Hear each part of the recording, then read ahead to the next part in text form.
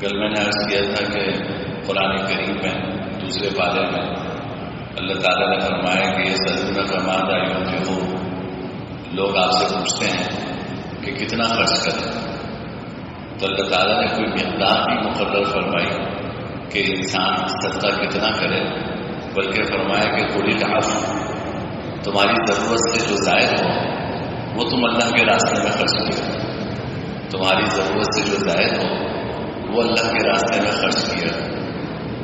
اب ہر آدمی اپنے لحاظ سے فیصلہ کر سکتا ہے کہ بھائی میں اپنے مال کا 1/3 ایک تہائی اللہ کے راستے میں خرچ کروں گا، یا میں اپنے مال کا 20% خرچ کروں گا، 10% خرچ کروں گا، 5% خرچ کروں گا، لیکن کوئی نہ کوئی چیز طے کرنی چاہیے۔ آپ طے کریں گے جب، اور پھر پابندی سے جب خرچ کریں گے اللہ تعالیٰ اس کی برکات نصیب کرے۔ جب ہم اپنی آمدنی میں سے ہر مہینے 100 میں سے 10 روپے آپ نے الگ کر دیے، 100 میں سے 20 روپے آپ نے الگ کر دیے، اب یہ زکوٰۃ نہیں ہے۔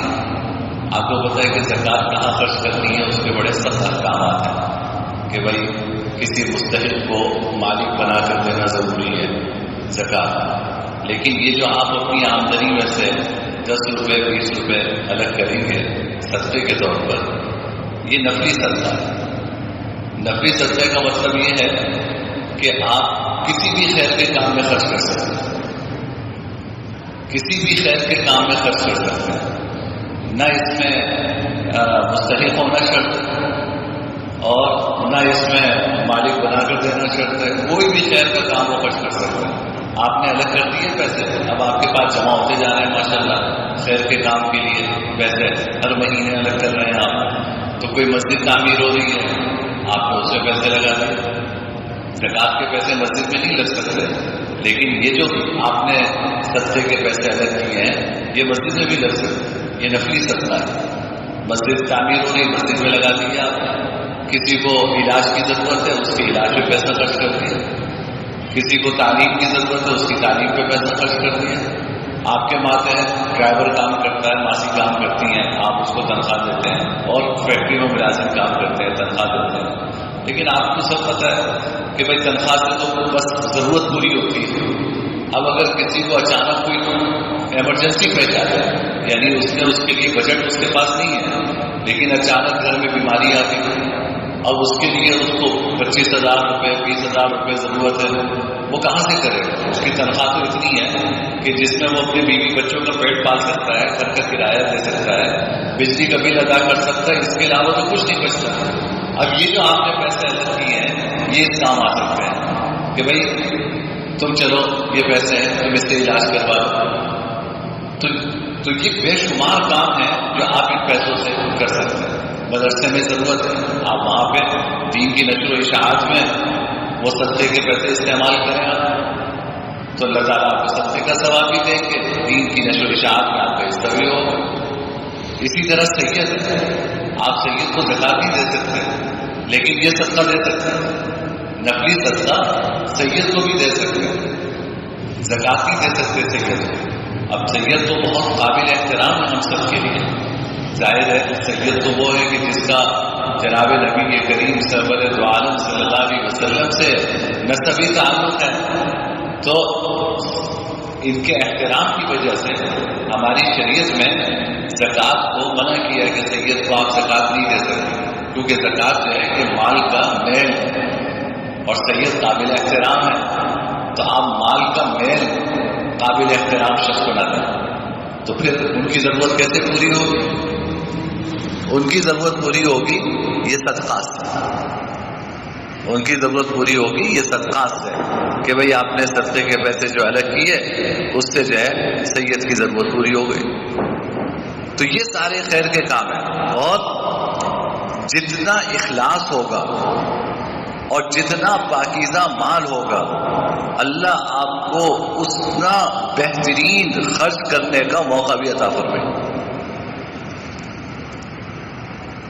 یہ ذہن میں رکھیے آپ، یعنی خرچ کرنے کا موقع بھی ہر ایک کو نہیں ملتا،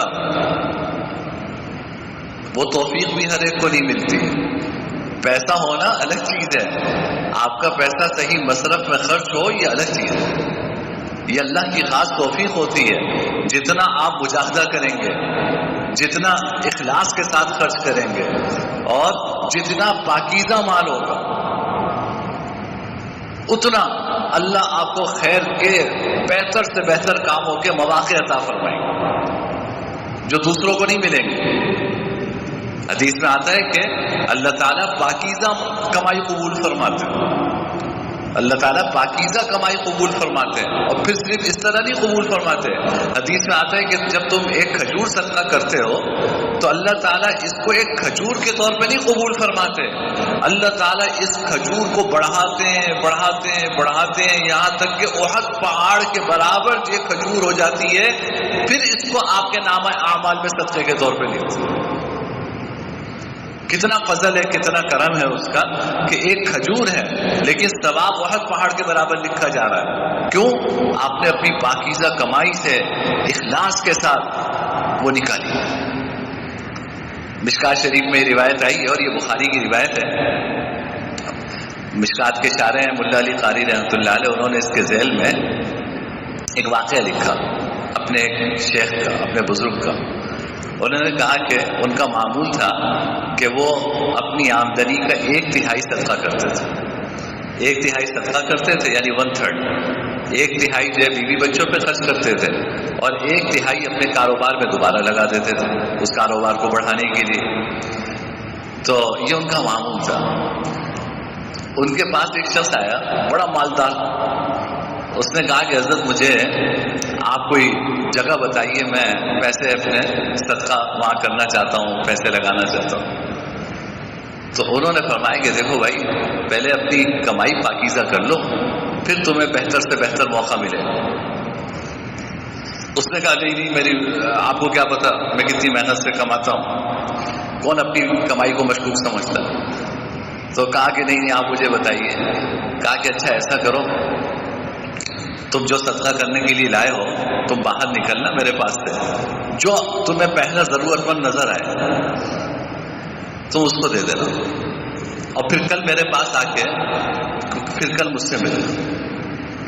تو وہ شخص جو ہے وہ ان کے پاس سے نکلا تو اس نے دیکھا کہ آگے گیا تو دیکھا ایک بوڑھا نابینا وہ فقیر مانگ رہا ہے. تو اس نے 1 دینار تھا وہ اس نے اس کے ہاتھ میں دے دیا. بڑا خوش ہوا کہ دیکھو مجھے ایسی خامخوائی کے لیے کہہ رہے تھے کہ پہلے کمائی پاکیزہ کرو پھر اچھی جگہ ملے گی. اللہ نے میرے پیسے کتنی اچھی جگہ لگائے. وہ دے کے چلا گیا. اگلے دن واپس ان بزرگ کے پاس آ رہا تھا تو وہی نابینا اپنے دوست سے کہہ رہا تھا، راستے میں باتیں کر رہا تھا وہ، اور یہ وہاں سے گزرا تو اس کے کان میں پڑ گئی بات. اس نابینا بوڑھے نے اپنے دوست سے کہا کہ یار کل تو بڑے مزے آئے، کسی نے 1 دینار دیا، میں رات فلاں گانے والی کے کوٹھے پہ گیا اور گانا بھی سنا، شراب بھی پی، بڑا مزہ آیا. اس نے یہ سنا کہ یار میں تو ایک غریب سمجھ کے دیا تھا اور اس نے میرے پیسوں کا کیا کیا. یہ شیخ کے پاس آیا اور آ کے کہا کہ جی اس طرح میں واپس آ رہا تھا تو یہ اپنے دوست سے اس طرح کی بات یہ فقیر کر رہا تھا، مجھے بڑا افسوس ہوا.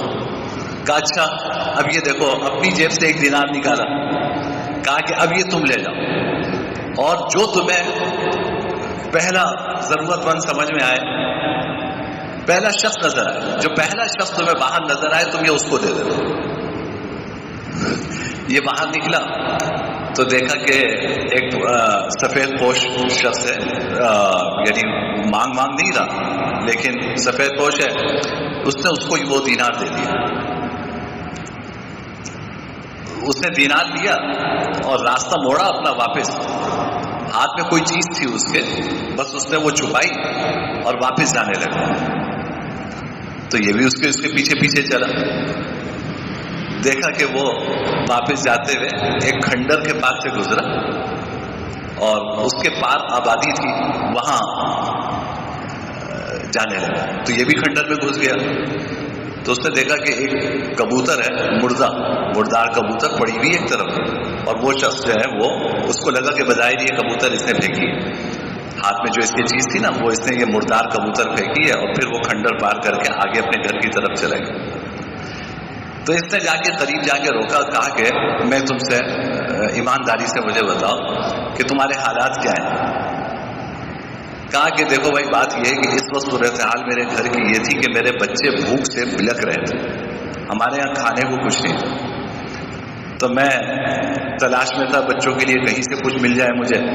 تو مجھے ایک مردہ کبوتر ملی، وہ میں ہاتھ میں چھپایا ہوا تھا کہ میں بچوں کو لے جا کے یہی کھلا دوں پکا کے، میرے پاس تو کچھ ہے ہی نہیں اور بچے بھوکے ہیں۔ تو تم نے اللہ تعالیٰ نے فرشتہ بنا کے بھیج دیا۔